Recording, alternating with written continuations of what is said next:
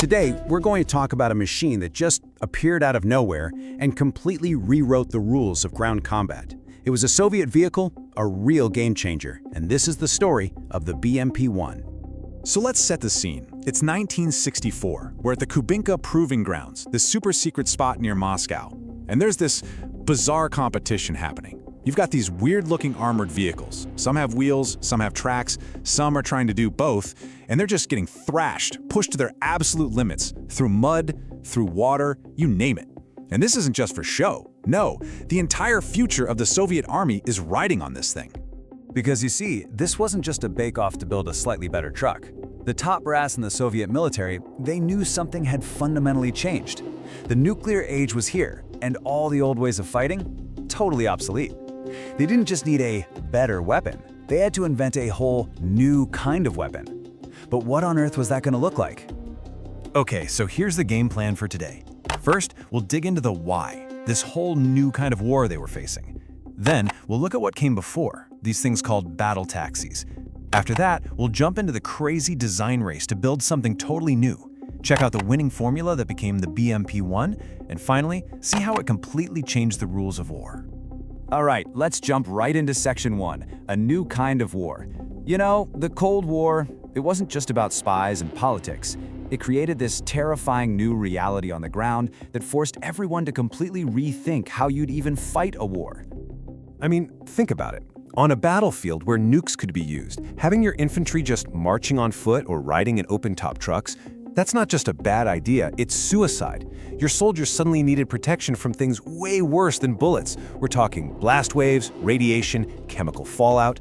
And to top it all off, the tanks were getting faster, the whole tempo of battle was speeding up, and your poor guys on foot? They just couldn't keep up. No way. So here's the absolute crux of the problem. The old way of doing things, just, dropping soldiers off near the fight, that was completely out the window. It wasn't good enough anymore. What they needed was a single vehicle that could do it all. Carry the troops, protect them from this basically apocalyptic environment, and, this is the key part, fight with them, right there in the thick of the action. Now, of course, the idea of an armored box to carry troops around wasn't exactly brand new. It had been kicking around and evolving for decades. But the problem was, everything they had at the time, it just wasn't going to cut it. Which brings us to the rise of what they called the battle taxi. I mean, you can trace this all the way back to the British in World War I. Then in the 30s, you've got the Germans and their half-tracks, trying to keep their infantry moving with those speedy panzers. The US cranked out tons of their own during World War II, and by the 1950s, the Soviets were building their own wheeled versions, like the BTR-40 and BTR-152, which were, let's be honest, often just armored trucks. And that nickname, taxis on the battlefield, it's perfect, because that's all they really were. The armor was paper thin, they usually just had a single machine gun, and their whole job was to drive up, let the guys out, and then beat it before they got hit. They couldn't really fight. But for Soviet generals staring at a map of Europe with all its rivers, these things had one huge, fatal flaw. They couldn't swim. Not at all. That meant any big, fast-moving attack would just grind to a screeching halt the second it hit a river. All that momentum? Gone. And for them, that was just, no, unacceptable. So that leads us right into one of the coolest engineering showdowns of the whole Cold War. The Soviets basically threw down the gauntlet and started this huge design race. The goal? To build a single machine that could do it all. And let's be clear, they weren't just trying to build a better APC. No, they were creating an entirely new class of vehicle. We call it the Infantry Fighting Vehicle, or IFV. It was something totally different, a machine that kind of blurred the line between a troop carrier and a light tank. Now just look at this shopping list they gave their engineers. It's basically a list of contradictions. Okay guys, it needs to swim, but also have thick armor. It needs a big cannon and anti-tank missiles, but it has to be light enough to fly in a plane. Oh, and by the way, make it super simple and cheap so we can build tens of thousands of them. I mean, what a nightmare of a design brief. And this is where you really see the trade-offs in action. That 1964 competition basically had three different ideas duke it out. You had the wheeled one, Object 1200. Super fast on roads, sure, but totally helpless in the mud. Then you had the, let's call it ambitious, hybrid, Object 911, which tried to have both wheels and tracks. Sounds cool, right? Well, it was a complex, fragile mess. And finally, you had the old reliable, Object 765, A good old tracked vehicle that just seemed balanced. So which one solved the puzzle? How did one of these designs actually pull it off? Let's talk about the winner and see exactly how they did it. So, after all that grueling testing, they dragged these things through swamps, forced them up insane hills, you name it, the bigwigs realized something. One vehicle, even though it wasn't the best at any single thing, was the best compromise for everything they needed. And that vehicle was Object 765. This was the one. It came from the Chelyabinsk tractor plant, from a team led by a genius engineer named Pavel Isakov. And it wasn't flashy, it was just a masterclass in smart, practical design. This was it. This was going to be the future. So what was the secret sauce?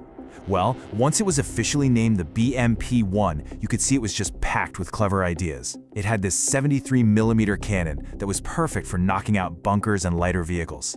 But then, right on top of that, it had a Malyutka-guided missile. A missile that could take out pretty much any NATO tank of its time. And the swimming problem? Solved. It could just paddle itself across rivers using its own tracks.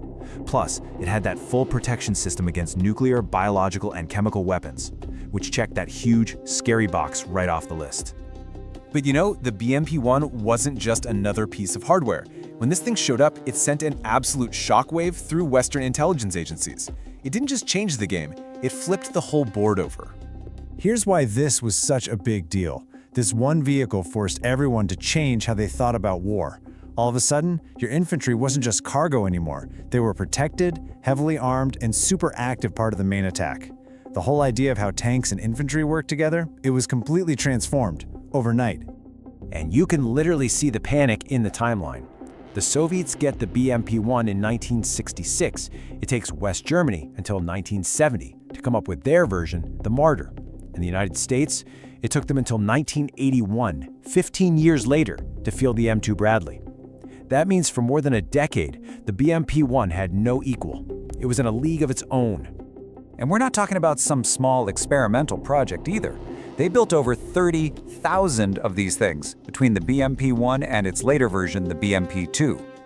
It armed dozens of countries all over the world, and you can still find them on battlefields today. That's some serious staying power. It's like one analyst said, the BMP didn't just change things for the Soviets. It changed the game for everyone. It forced every major army in the world to do two things. First, figure out how to build their own version, and second, figure out how the heck to destroy it. So in the end, the BMP-1 was this brilliant, maybe not perfect, but brilliant solution to the terrifying problems of the Cold War. It was the right machine for its time. And that really makes you think, doesn't it? With all the new tech we have now, drones, AI, cyber warfare, what's the next BMP-1? What machine is going to answer the challenges of the next war?